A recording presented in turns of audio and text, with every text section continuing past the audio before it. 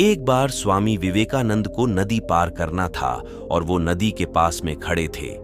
तभी एक साधु ने आकर उनसे पूछा कि क्या आप ही स्वामी विवेकानंद हो? तब स्वामी जी ने जवाब दिया कि मैं ही स्वामी विवेकानंद हूं। तभी उस साधु ने पूछा कि स्वामी जी, आप यहां पर क्या कर रहे हो? स्वामी जी ने कहा कि मुझे नदी पार करना है और मैं नाव का इंतजार कर रहा हूं। तभी साधु ने घमंड में कहा, तुम इतने बड़े इंसान हो, कई सारे लोग तुम्हें अपनी प्रेरणा का स्रोत मानते हैं और तुम एक नदी पार नहीं कर सकते।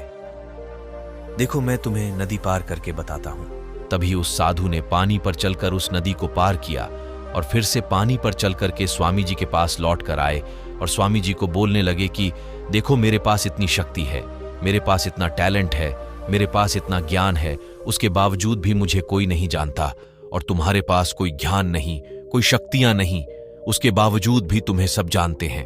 तभी स्वामी जी मुस्कुराए और साधु से पूछा कि तुम्हें यह विद्या सीखने में कितना टाइम लगा? साधु ने कहा कि 15 साल। इतने में स्वामी जी की नाव आ गई और स्वामी जी ने साधु को नाव में बैठाया और वहां से चल दिए।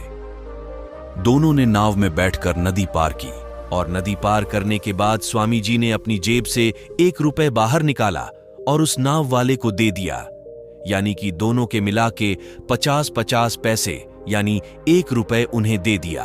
तभी स्वामी जी ने साधु से कहा कि जो काम तुम 50 पैसे में कर सकते थे, उसके लिए तुम अपनी जिंदगी के बहुत कीमती 15 साल बर्बाद कर दिए, और अगर यही 15 साल तुम अगर समाज के भलाई के लिए लगाते तो आज तुम्हें भी पूरी दुनिया जानती, और मैंने यही किया, इसलिए आज मुझे पूरी दुनिया जानती है और तुम्हें कोई नहीं जानता।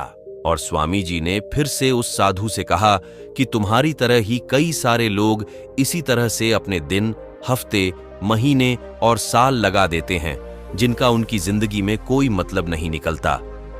इसीलिए दोस्तों, आप अपनी टाइम को ऐसी जगह पर लगाओ जहां पर उसका एक्चुअल में कोई मतलब निकले, क्योंकि टाइम से बढ़कर इस दुनिया में कोई भी इंपॉर्टेंट चीज नहीं है। अगर समय बर्बाद तो जिंदगी भी बर्बाद।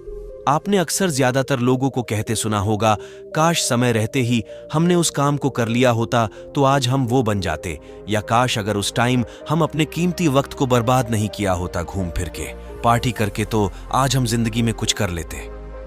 उम्मीद करते हैं दोस्तों, आपको हमारी ये कहानी से कुछ सीखने को मिला होगा। मिलते हैं और एक नए कहानी और नए वीडियो के साथ। Thank you. जय हिंद, जय भारत।